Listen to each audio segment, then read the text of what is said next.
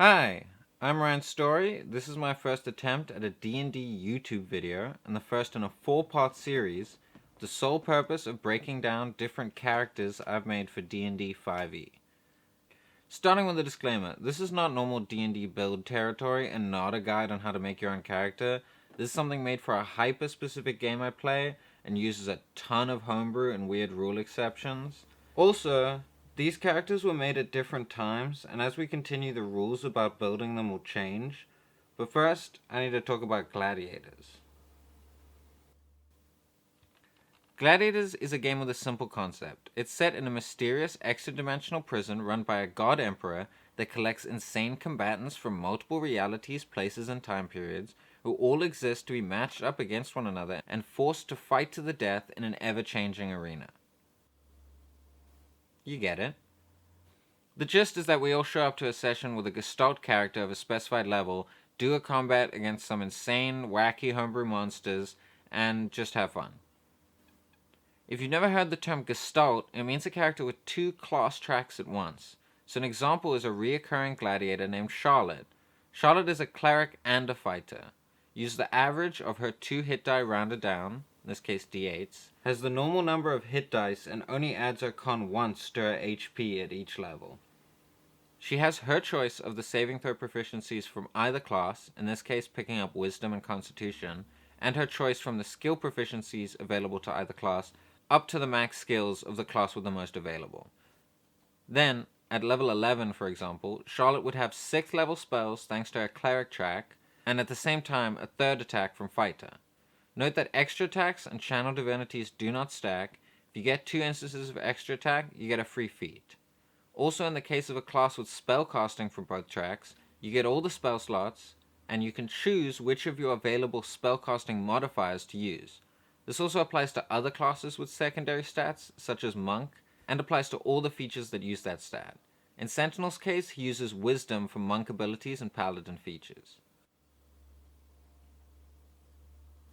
This build revolves around LASERLLAMA's Alternate Monk, which is honestly my favorite homebrew for 5e. This build is using version 2.0, but I highly recommend you check out 3.0, link below. Specifically, Sentinel uses the Vigilante subclass and techniques from Alternate Monk Expanded. This video isn't a breakdown of Alt Monk or the Vigilante subclass. I'll only be including the features that are important. I didn't know about the 3.0 version when making this character, so I'll be detailing him as is. Later on in the series, however, I will be mentioning it. Whenever I mention Alt Monk in this video, assume I mean the 2.0 version. For Sentinel, we're going to be using some outdated Gladiators rules, and in the later videos I'll explain the changes. So, home rules. No double ASI, instead you get a +2 and a feat. Also, you can increase scores above 20 to a max of 30. This series of videos on the surface will simply be me walking through how I got high numbers and the weird combos I've created for these characters, but what I really want to get across is that Gestalt rules are so fucking fun, you guys. You gotta play this. Also, if you do end up playing Gestalt games, let me know. I'd love to hear about them. Now, to the real video. So, Sentinel is like a lot of gladiators I made, a conceptual mess. Parker Peters, a 17-year-old aspiring hero, discovers an ancient obelisk deep in the mountain.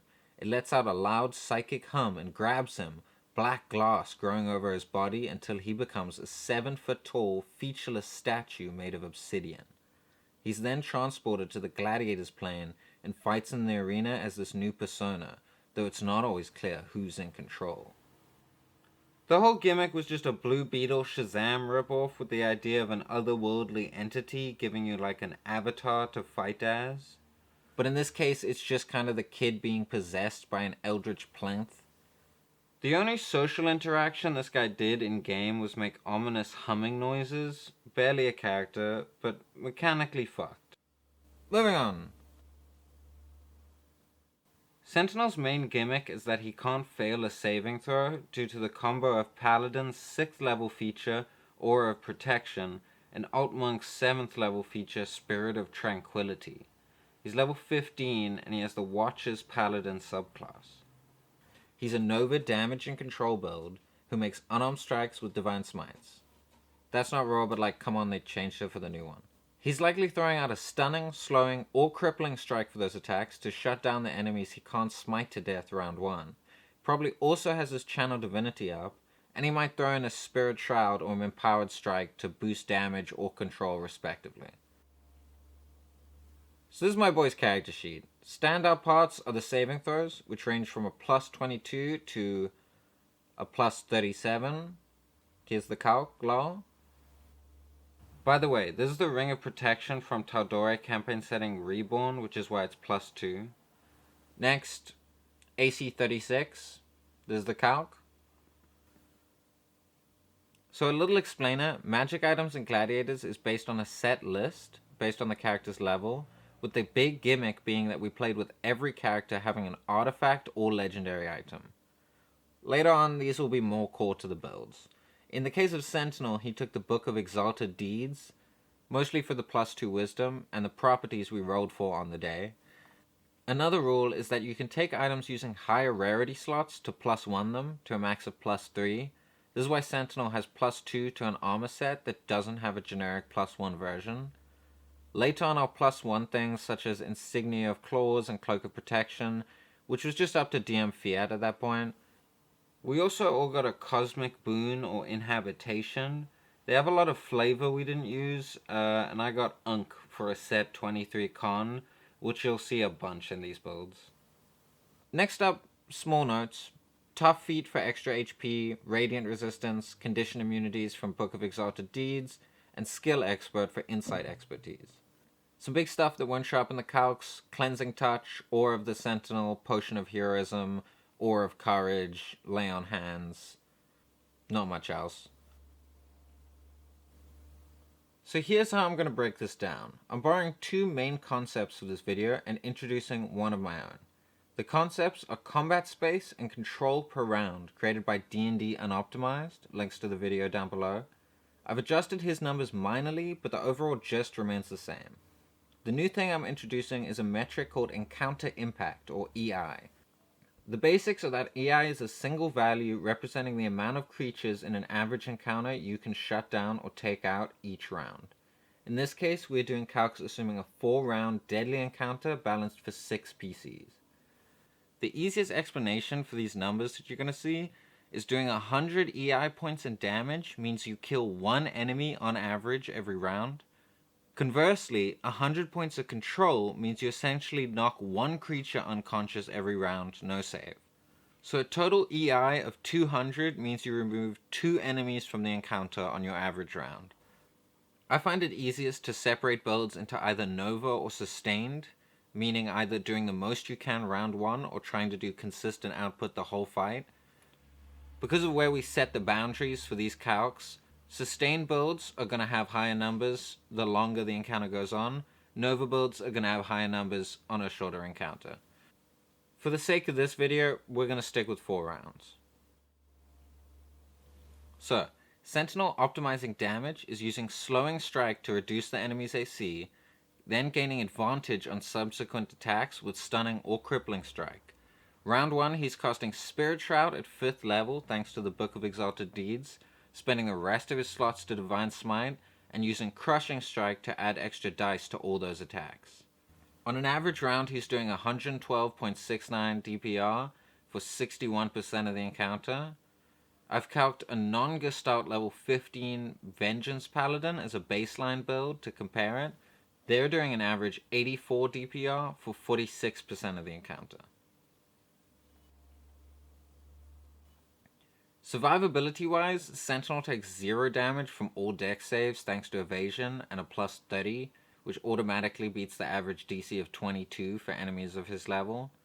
He also takes very little damage on attacks, because enemies can only hit him with a natural 20. He survives 5.7 rounds of focus fire from a deadly encounter. Compare that to the baseline of a level 15 Totem Barbarian, who survives 1.6.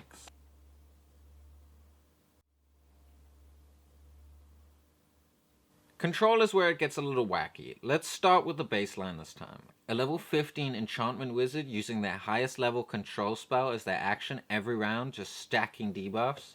They do an average 129 CPR. Sentinel is using all his key points to stun, slow, blind, push 50 feet, and knock prone. In addition, his Aura of Protection is adding a plus 10 bonus to all of his allies' saves, plus his Channel Divinity is giving all of those allies advantage on their mental saves. He's doing 302 average CPR. Finally, instead of calcing Sentinel being specialized, we should look at his standard round optimizing damage and control versus the strongest build I could think of. A Shepherd Druid using Conjure Animals for 24 Velociraptors. So, Sentinel's classic round is doing 99.28 DPR for 54% combat space, and 122 CPR with a total EI of 202. Shepherd Druid using all their spell slots is just eking him out at 225 with 190 average DPR for 104% combat space and an average of 70 CPR.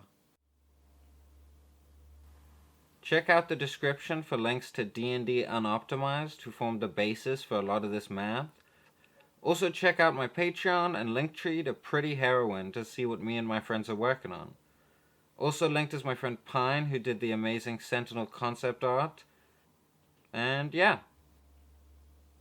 Next up is a huge squid with 800 HP.